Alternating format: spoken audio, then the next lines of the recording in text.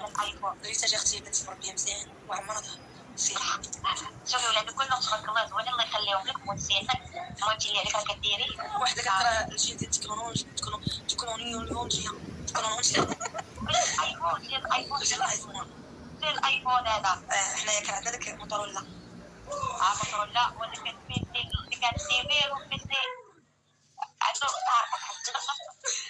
كنا بخير الله يسلمك يعني هي خرجت الايام كانت كانت زوينه بحال هكا دابا كلشي مشى ولا كيف حاجه مليحه الله العظيم ايوا وانا ما خصني نقول اش انا حرت وحق الله في واحد الراس ما كنتش انا كبار باغي نجيب الحي اليوم اختي ما تحيح اليوم ما والو باك داير الراس باك شي سمحي لي هذه الكلمه بو الوا ما تحيحش واخا باش نكونوا فاهمين حبيبه انت واقيلا ما عندكش الاولاد ياك لا انا ما عرفتش شي نهار غتجوج وسبع نهار غتجوجي وتولدي غتولي عزيزه عليك امك وباك ما غيبقاش عندك معاه باش تعرفي خصوصا الا توجتي بشي واحد ما كيعقلش لك على ولادك باش تعرفي حيت عندي ما ندير بهم اختي لا ما شوفي انا راه عندي ديال عصا تقريبا بحال ما عنديش نخاطر الرجال وكنحملهم شي مزيان لك بالله شي دابا وما صاحبك اقسم لك ربي كيعملوني كيكسوني بحال وحده عارف عيطاني واحد الجازه وكنت كتقلب على راسها شفت عليك عرفتي ديك العصا كنتي واحد العصا بلا عقلتي عليها شري ليها واحد الدار وبغا تجي خاطر على الحياه وهذا هو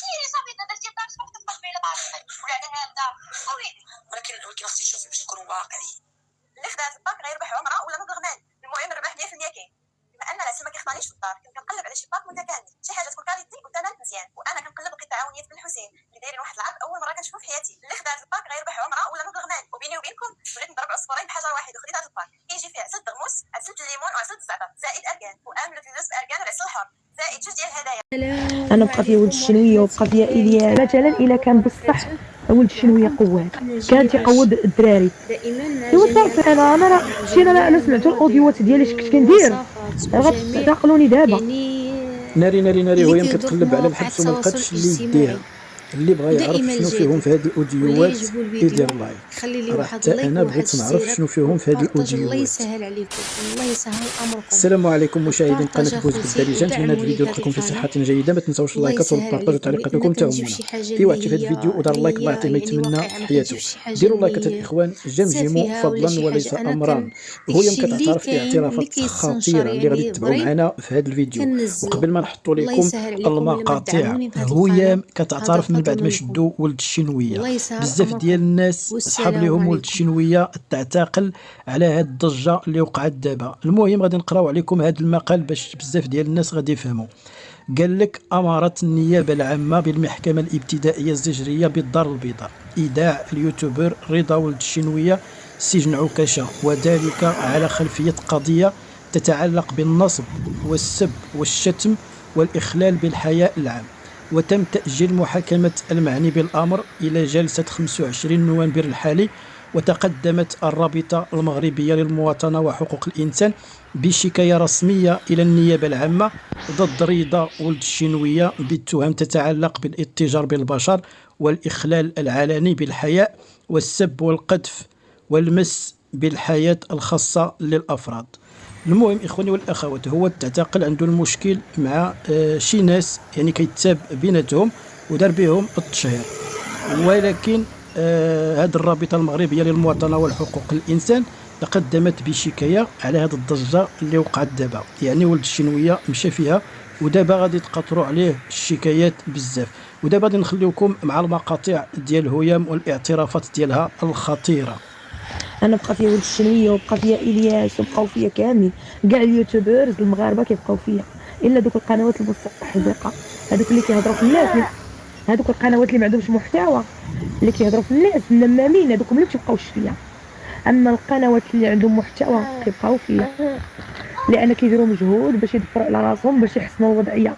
طبيعه الحال الفئه ما غتخليهمش، واحد الفئه في المغرب ما غتخليهمش يحسنوا الوضعيه لان الحسد عندنا والغيره والسم. ولد الشنويه كانت عنده ظروف، كان قبل الشهره كانت يعاني، كان عنده مشاكل سواء مشى للامارات ولا مشى لاي بلاصه. فراه مشى للامارات راه ماشي وزير، راه مشى يدبر على راسو حيت ما لقاش الخير هنايا عادي. يعني داك السيد ندوز الحرب الا دار اليوتيوب وكيحسن من الوضعيه خليوه. مثلا الا كان بصح ولد الشنويه قواد مثلا كان تيقود الدراري. ايوا صافي راه داكشي في ايامات الحزقه. دابا السيد راه دار اليوتيوب ومشى للحج، وراه بشويه بشويه الانسان كيحسن الوضعيه. راه حتى انا راه شي انا لا سمعتوا الاوديوات ديالي اش كنت كندير غتعقلوني دابا غتجيو تشدوني. عرفتي انا اش كنت كنديرو؟ ويلي اش كنت كندير انا يا ويلي. انا ما نقولش لكم اش كنت ندير واخا ضربوني.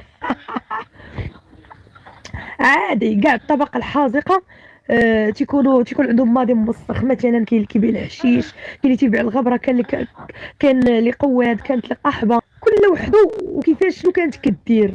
ولكن الانسان ملي كيحسن الوضعيه راه مزيان. مثلا انا كنت في باترونه، شوفي دابا تزوجت ولات ولادي ودخلت سوق راسي وليت كنقلب على الاستقرار. لا انت كتسب وكتعاطى، خلي بنادم يتعاطى، هذاك راه الكونسيبت، هذاك راه محتوى دايرو. انا كنسب راه محتوى، هذاك راه كنتخلص عليه. واش انا ما عندي ما يدير ناضي كنسب؟ راه تنسب باش نتخلص، راه خدمه هذيك، راه كنوكل بها ولادي.